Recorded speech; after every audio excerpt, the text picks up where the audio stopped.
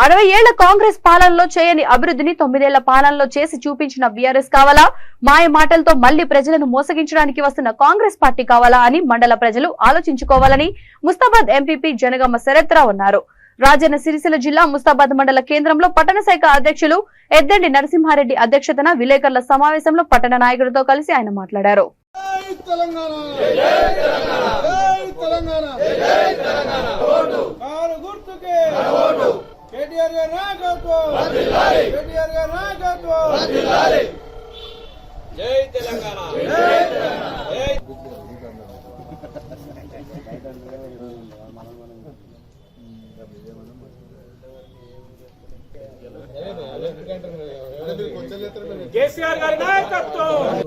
వాళ్ళ ప్రతిదీ కూడా కళ్ళ ముందు కనబడుతుంది.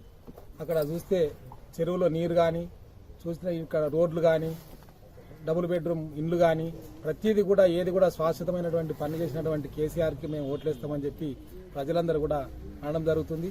అందులో భాగంగానే మేమందరం కూడా ప్రతి గ్రామం కూడా ముఖ్యమైన నాయకులందరం కూడా తిరిగితే ప్రతి విలేజ్లో కూడా అందరూ కూడా ఖచ్చితంగా మేము కేటీఆర్ను పోగొట్టుకుంటే మా అంత మూర్ఖులు ఎవరు ఉండరు, మేము తప్పనిసరిగా మేము కేటీఆర్ను ఎట్టి పరిస్థితుల్లో కూడా పోగొట్టుకునేది లేదు, ఎవరు ఎన్ని చెప్పినా ఏం చేసినా ఎన్ని మాయమాటలు చెప్పినా మేము కేటీఆర్కే ఓటేస్తామని చెప్పి ప్రజలందరూ కూడా కొన్ని జాగాలలో ఏకగ్రీవ తీర్మానాలు కూడా చేయడం జరుగుతుంది. కొంతమంది బీజేపీ నాయకులు కావచ్చు, కాంగ్రెస్ నాయకులు కావచ్చు, వాళ్ళ కోసం వాళ్ళు ప్రయత్నం చేసుకుంటా ఉన్నారు. తిరిగినప్పటికీ కూడా వాళ్ళు చెప్పేది ఏం లేదు, కేవలం కేటీఆర్ను ఓడగొట్టాలి, కేసీఆర్ను ఓడగొట్టాలి అని చెప్తున్నారు తప్ప రాబోయే రోజుల్లో ఏమి అభివృద్ధి చేస్తాము, ఇదివరకు జరిగిన అభివృద్ధి వాళ్ళకు కన్న గలమడనట్టు మొత్తానికి ఏమి అభివృద్ధి జరగలేదంటారు. ప్రజలందరికేమో అర్థమవుతుంది ఇదంతా అభివృద్ధి జరిగిందనేమో ప్రజలు అనుకుంటారు. వాళ్ళకు ఓన్లీ కేవలం వాళ్ళ ముఖ్యమైనటువంటి వాళ్ళ నాయకులకు, కాంగ్రెస్లకు, బీజేపీలకు మాత్రమే అభివృద్ధి కలవడతలేదు అంటారు. కాబట్టి ప్రజలందరూ కూడా గమనించి మరి అభివృద్ధి జరిగిందా జరగలేదని ప్రజలందరూ చూస్తూ ఉన్నారు. తప్పనిసరిగా రాబోయే రోజుల్లో వాళ్ళకు గుణపాఠం చెప్తారు. ఎందుకంటే మహేందర్ రెడ్డి అనే వ్యక్తి కూడా ఎప్పుడు కూడా ఒకసారి ఓడిపోయిన తర్వాత మళ్ళీ తిరిగి ప్రజలలో ఎప్పుడు కూడా రాడు. 5 సంవత్సరాలకు ఒకసారి ఎలక్షన్ల కోసం వస్తారు తప్ప వాళ్ళ సొంత కార్యకర్తలు ఏదైనా పోటీ నిలబడితే కూడా వచ్చి ప్రచారం చేసిన పరిస్థితి లేదు. వాళ్ళ కార్యకర్తలు కూడా ఒకసారి ఆలోచన చేసుకోవాలి. ఆయన కోసం 4,000 వస్తుంది. కేసీఆర్ గారు ఉంటేనే కళ్యాణ లక్ష్మి 1,00,000 వస్తుంది. కేసీఆర్ గారు ఉంటేనే రైతు బంధు 10,000 15,000 వస్తుంది. కేసీఆర్ గారు లేకుంటే ఎవి రావు. దయచేసి ఆలోచించుకోవాలి. కేసీఆర్ గారికి ప్రజల మీద ప్రేమ ఉంది కాబట్టి బంగారు తెలంగాణ చేయాలి, ప్రజలందరూ బాగుపడాలి, బడుగు బలగిన వర్గాలు బాగుపడాలి.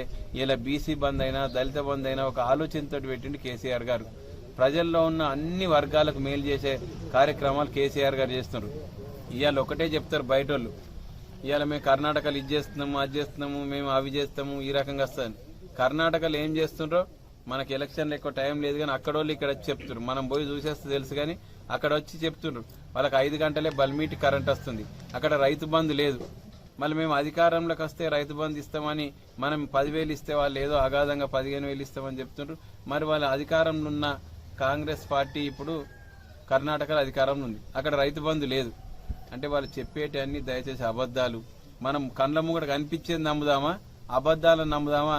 రైతు సోదరులు కానీ, మా మహిళా సోదరీమణులు కానీ దయచేసి గమనించాలి.